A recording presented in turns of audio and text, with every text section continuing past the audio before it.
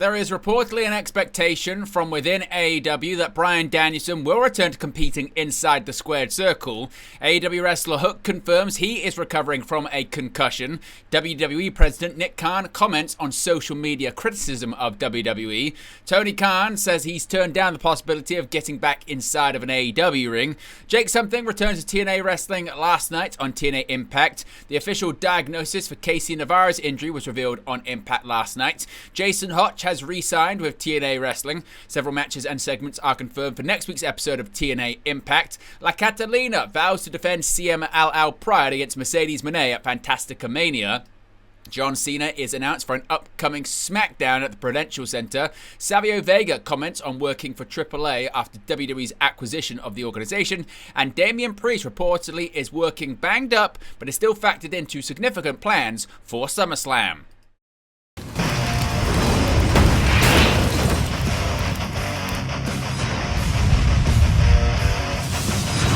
Hey guys, welcome back to Wrestling News 365. Hope everyone is doing very well. As always, there are plenty of news stories to get into in the world of professional wrestling. Before we begin today's news video, you can see right there, we are now less than 500 to go until 23,000 subscribers on that road to 25k. Of course, the aim, the goal is to get to 25k in 2025. So if you haven't already, be sure to subscribe. Join the ever-expanding WNU, that being the Wrestling News universe. In addition, you can scan that QR code you can see right there on the sidebar. You can also click the link in the video description or the join button and join members of the WN365 roster. You can also get your badges, your emojis, and your exclusive members only content. Let's begin today's news with Bryan Danielson, an update on his in-ring status for All Elite Wrestling. Now, Bryan Danielson is still around AEW, but his in-ring future had largely been uncertain. Then he appeared at Ring of Honor Global Wars in Mexico. Of course, back in December, Bryan Danielson admitted to the likes of Fightful and others that he wasn't feeling good physically and was trying to avoid surgery for his neck. Now, Fightful Select report they'd not heard from anyone in AEW who has heard that he'd had surgery at this point, but he said that his neck health was most important. Danielson is still serving as a creative consultant for AEW and is occasionally appearing backstage and doing media for All Elite Wrestling. At one point around his departure, there was certainly an expectation that Danielson would end up competing again for AEW, and with Danielson taking a back bump at this Global Wars event in Mexico, that was solidified even more from those that Fightful spoke to. Fightful Select report that those that they spoke to in AEW said that certain things have been done and set up for whenever it is Bryan Danielson can return, if that ends up being the case, namely Wheeler Yuta using Danielson's moves. AEW was very careful to only say that he was effectively done as a full-time talent when Danielson was wrapping up, knowing he would come back.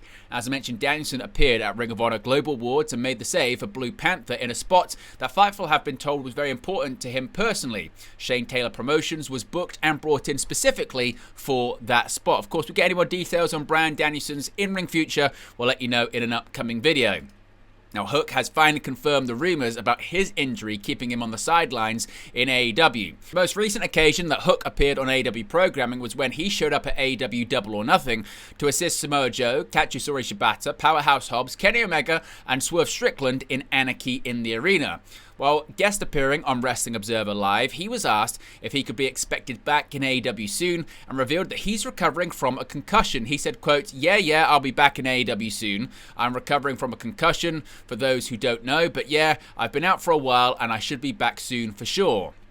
Now, elsewhere in the interview, Hook was asked about his on-screen character and thinks it's fair to say it's just an extension of who he really is. He said, quote, yeah, I think so. I think the character's just an extension or a piece of the person I really am. So yeah, I'd say that's accurate.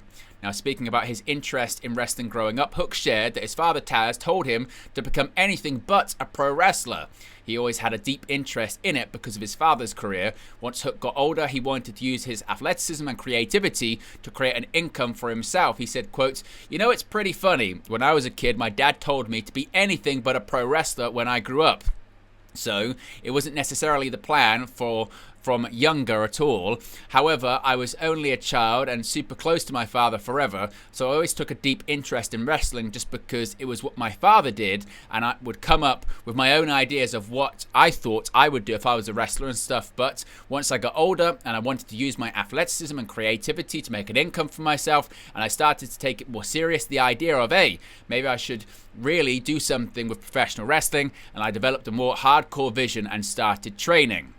Now, the last time Hook wrestled was on the April 9th edition of AEW Dynamite. He teamed with Samoa Joe to take on Claudio Castagnoli and Wheeler Yuta. It was in that match that Hook vomited in the ring, leading to speculation that he indeed had sustained a concussion.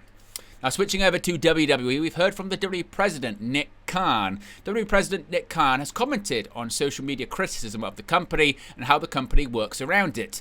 WWE has often faced a lot of criticism from fans online in regards to its product over the years, with the company occasionally pivoting plans to appease the criticism from fans. Ahead of WrestleMania 41, Paul Levesque sat down for an interview where he noted that he wants to tell the critics to fuck off and be a fan, and WWE President Nick Khan has now commented on the online criticism.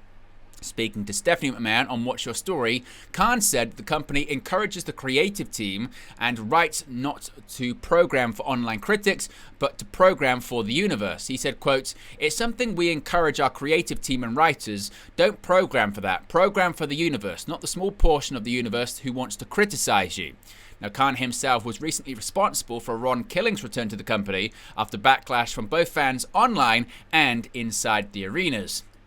Now, from one Khan to another, this one being Tony Khan. And since AEW's inception in 2019, company president Tony Khan has rarely been involved in any physical altercations in the ring, with his most famous encounter being when the Young Bucks, Kazuchika Okada and Jack Perry attacked him at the end of an episode of AEW Dynamite last year.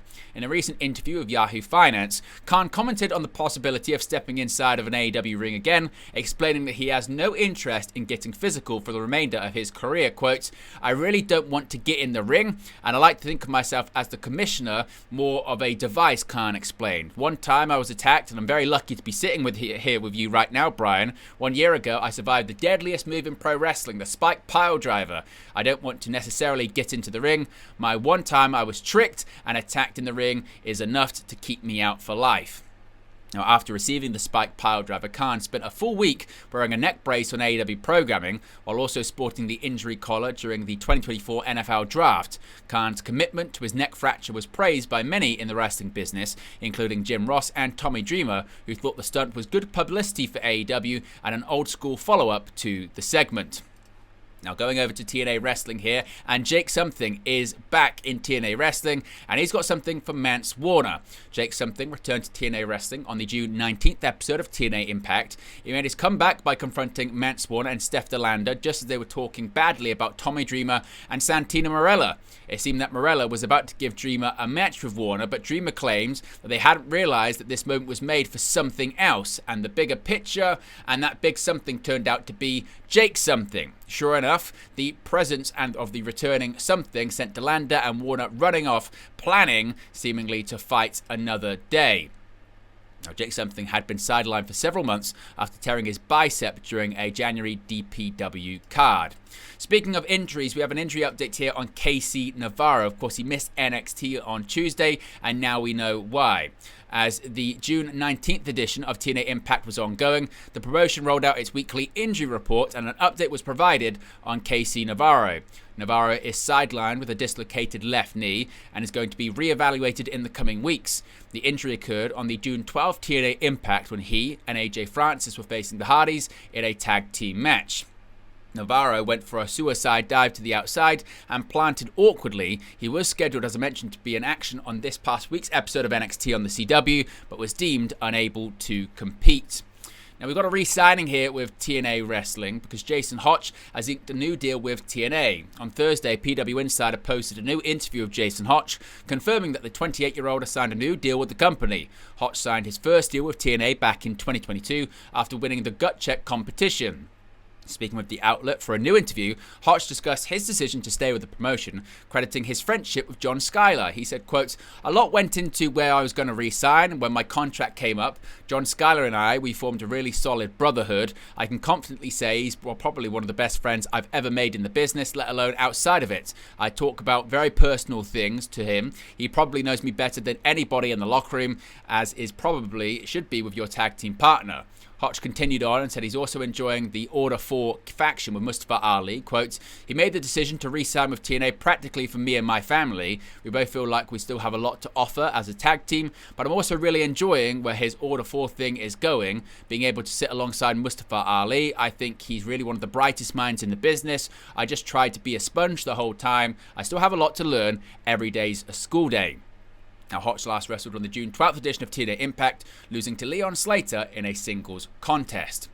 Now, several matches and segments are confirmed for next week's episode of TNA Impact. Following the events of the June 19th TNA Impact, multiple matches and segments have been made for next week's edition of the show. First, after a heated confrontation during the Order 4 Summit, Mustafa Ali will face John Schuyler, his most loyal stablemate, in the first ever call to arms match. The rules of the contest were not clearly explained last night.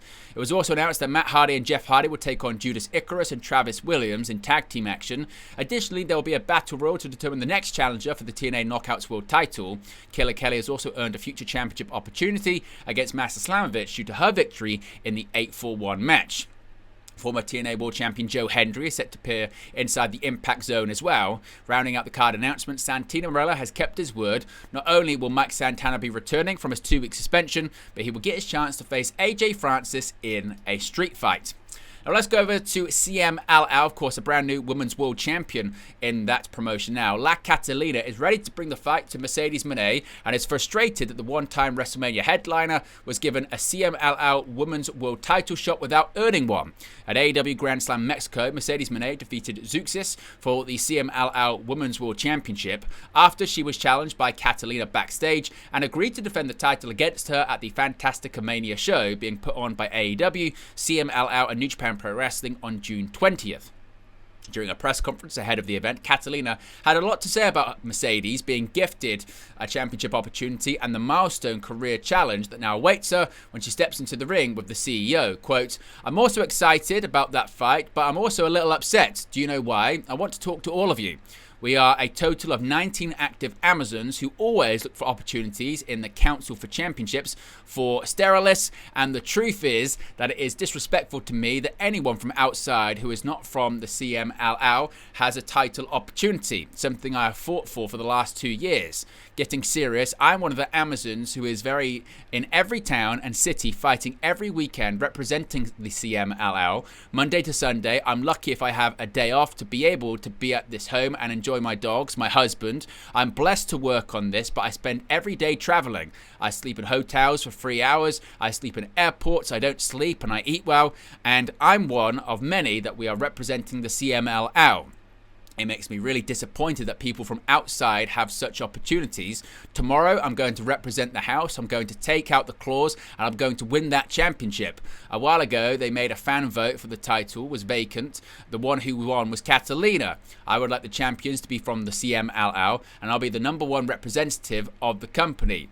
I drove to this place alone, and I was the only representative of the council. I just want Guadalajara and Guadalajara Falls singing for La Catalina. And it's really disappointing that because she comes in and is Mercedes Mone, she's been gifted an opportunity. Now let's go over to SmackDown, and John Cena has been announced for an upcoming episode of the Blue Brand. John Cena, of course, has only a few appearances left before he retires, and John Cena is confirmed to appear on yet another episode of Friday Night SmackDown in August. John Cena will be on the final episode of Friday Night SmackDown before SummerSlam. The Prudential Center in New Jersey has announced that the current undisputed WWE Champion's farewell tour as a WWE superstar will see him appear in Newark, New Jersey on August 1st, 2025 as part of the Go Home episode of SmackDown. Of Cena's remaining WWE appearance, 5 of them are now slated to take place in August. Cena is now down to 18 appearances after opening the June 13th episode of SmackDown. A bit of an update here on Savio Vega and his role in AAA. Vega is working as a producer for AAA on behalf of WWE. One of the names who was in attendance for the WWE AAA Worlds Collide event on June 7th was Savio Vega. Vega was shown in the front row among other notable names in the floor section. Vega also had a role behind the scenes, and he shared that while being a guest on appearing on 10 Count Media with Steve Fall. He shared that he's working as an agent for AAA on behalf of WWE. Vega added he's not against the idea of getting back in the ring. He last wrestled in 2022 at MLW Battle Riot. Quote, "Well, yeah, I'm working as an agent with the company with this project, so all this is going to be the big move with the company and them. AAA is going to become full with WWE, so let's see what happens. We go step by step. I can't say right now, are we going to do this, because I don't know. But hope that I'm in front of the camera in any moment if it's possible. If not, that's okay. I'm happy with being back and working with this talent, which they're in better shape than me right now. So happy, to be honest, to be part of the company once again and work with the talent. Just with WWE, I'm working for WWE, you know, on this project. I'm going to be as a producer. Hope something can happen in ring-wise. Anything can happen. You there, you're still alive and you're feeling good for something. So I believe if it's there, I'm welcome. Why not?" And finally, a bit of an update here when it comes to Damian Priest, reportedly working banged up. Now, Fightful Select reported recently that while Drew McIntyre was working through some injuries, his absence from WWE that began at Saturday night's main events in the coming weeks was contractual. And it's actually his opponent that many in WWE were worried about during the feud.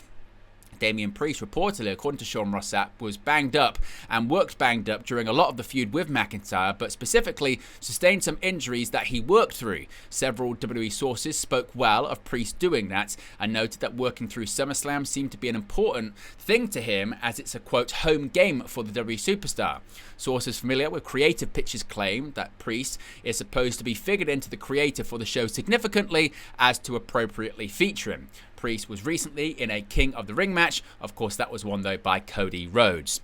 But there you go, guys. The latest pro wrestling news for you. Be sure to smash a like on the like button. Be sure to subscribe, bottom right-hand corner. As you can see right there, we're less than 500 subscribers to go until 23,000. Getting closer and closer to 25k in 2025. So if you haven't already, be sure to subscribe. Join the ever-expanding WNU. Also, you can join the WN365 roster. You can scan the QR code when it appears in the sidebar. You can click the link in the video description below or click the join button. You get your badges, your emojis, and your exclusive members-only content. I appreciate everyone for tuning in, as always, and I'll speak for you again very, very soon.